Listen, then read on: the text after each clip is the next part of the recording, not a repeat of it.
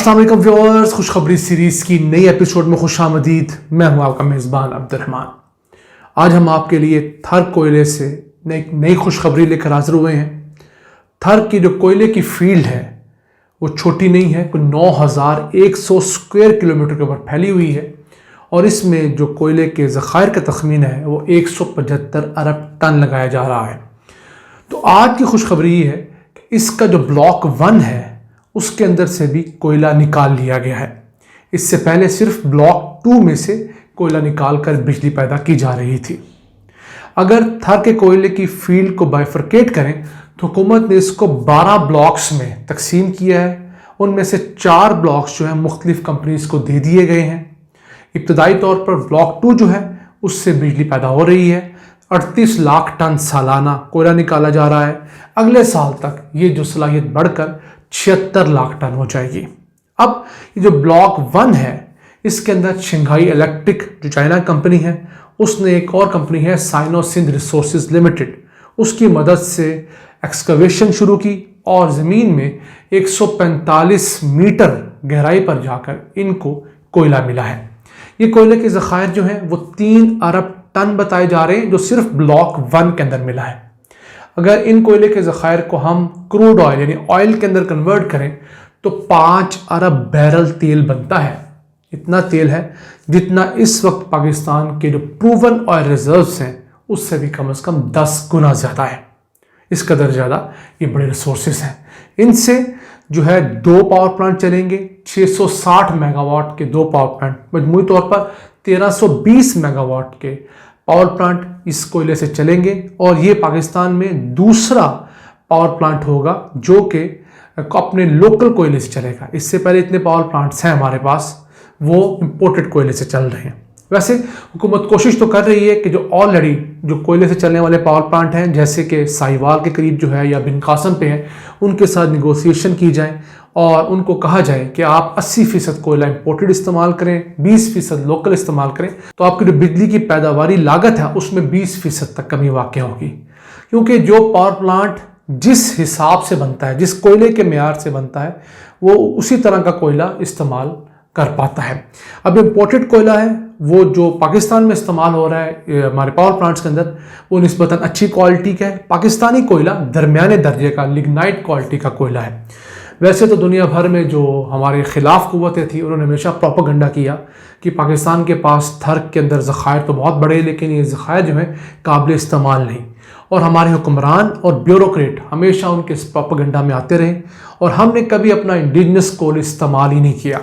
हम अपने power plant लगाते रहे हमेशा, लेकिन किस पे लगाए हम लोगों ने? तेल पे चलने वाले पावर प्लांट्स पे लगाए जो बहुत महंगे हैं, जिसका खमियाजा आप भी भुगत रहे हैं। फिर गैस के ऊपर लगाए, बजाय हम मुकामी कोयले के ऊपर लगाते या इसके अलावा हम लोग हाइडल पे ज़्यादा लगाते। वैसे मोहतरमा बेनज़ीर का ये विजन था और उन्होंने अपनी तनौर में कोशिश भी बहुत की कि थर का कोयला जो है वो किसी तरीके से इस्तेमाल में आ जाए, लेकिन उनके साथ उनकी अपनी ही पार्टी ने सपोर्ट नहीं किया क्योंकि पार्टी की अक्सरियत जो है वो माल बनाने के ऊपर ज़्यादा फोकस रखती थी, काम पे यकीन कम रखती थी।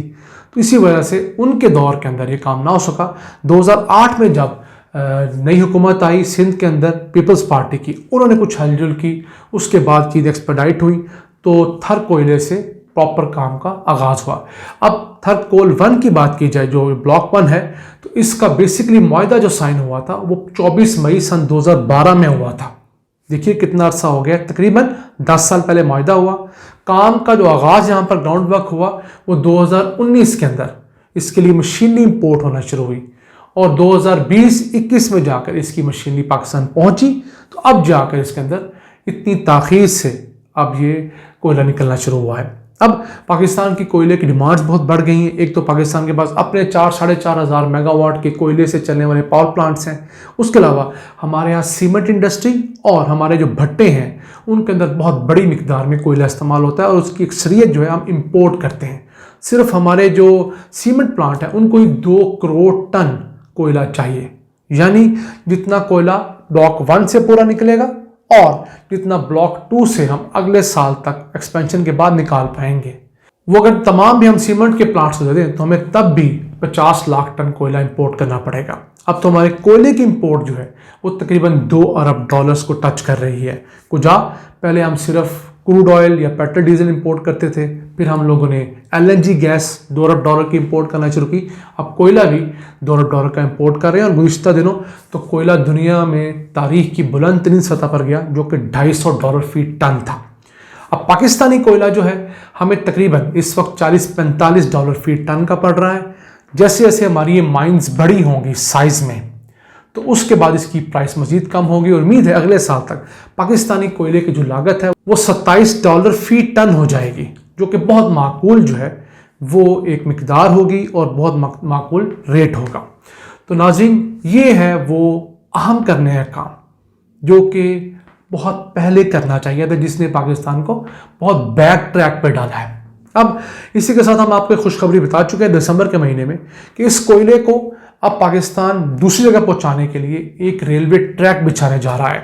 105 किलोमीटर के रेलवे ट्रैक के लिए एक मुआहदा हुआ है प्राइवेट कंपनी के साथ, जो कि थर की कोल फील्ड से लेकर हैदराबाद के करीब न्यू छोरो जो रेलवे स्टेशन है वहां तक एक रेल की पटड़ी बिछाई जाएगी। 170 मिलियन यूरो का ये प्रोजेक्ट है और तकरीबन 2 साल में इसने कंप्लीट होना है। उसके ज़रिए जो भी कोयला यहाँ मौजूद है उसको डाला जाएगा रेल के डब्बों में, जो उसकी कैरेज होती है उसके साथ ये पूरे मुल्क में पावर प्लांट में भेजना चाहें वहाँ भेज सकते हैं, सीमेंट फैक्ट्रियों में भेजना चाहें, भट्टों पे भेजना चाहें। इससे जो उसकी ट्रांसपोर्टेशन कॉस्ट है वो भी कम हो जाएगी और इसको जो दौरान सफ़र को नुकसान होने का या आग लगने का खदशा होता है वो भी बड़ी हद तक कम हो जाएगा। अगर पाकिस्तान के एनर्जी मिक्स की बात की जाए कि हम बिजली जो बना रहे हैं उसके अंदर कोयला कितनी मिकदार में इस्तेमाल हो रहा है, तो हम अपनी कुल बिजली का अब 24% कोयले से बनाने लगे हैं, जबकि आज से 2 साल पहले तक ये शरह सिर्फ 2% हुआ करती थी। इसमें हमने 12 गुना का इजाफा किया है। एक हिसाब से तो अच्छा है कि कोयला जो है वो निस्बतन जो एलएनजी है उससे सस्ता है, हमारे जो दीगर फ्यूल्स हैं उससे सस्ता है, लेकिन क्योंकि लोकल कोयला भी कम है तो उस हिसाब से भी महंगा पड़ रहा है। अभी जो नया ब्लॉक भी पाकिस्तान ने शुरू की है ये पाकिस्तान को हर साल तकरीबन $0.5 अरब बचत देगा। किस तरह? यही कोयला हमें पहले बाहर से मंगाना पड़ता तो हमें $500 बिलियन उस पर खर्च करना पड़ना था, अब वो हम अपने रिसोर्सेस इस्तेमाल करेंगे, फिर वहाँ पर जो पाकिस्तानी है उनको जॉब्स मिलेंगी, उससे फ़ायदा हो रहा है। आप तस्वीर देख सकते हैं कि जो पहला उन्होंने एक्सकवेशन की है, पहला शावल वहाँ से निकाला है कोयले का, किस कदर खुशियाँ मनाई गई हैं। पाकिस्तानी मजदूर हैं, उसके साथ साथ चाइनीज़ इंजीनियर हैं, टेक्नीशियंस हैं, तो ये तमाम लोग जो हैं इस अहम काम को सरअंजाम दे रहे हैं। अब थारकोल का फेज़ 1 और फेज़ 2 जो है ये अगले साल तक इंशाल्लाह पाकिस्तान को $1 अरब की बचत मजमूई तौर पर देंगे। इस कदर ज़्यादा मिकदार में 1.5 करोड़ टन से ज़ायद कोयला पाकिस्तानी सनत को, पाकिस्तानी पावर प्लांट्स को मुहैया किया करेंगे।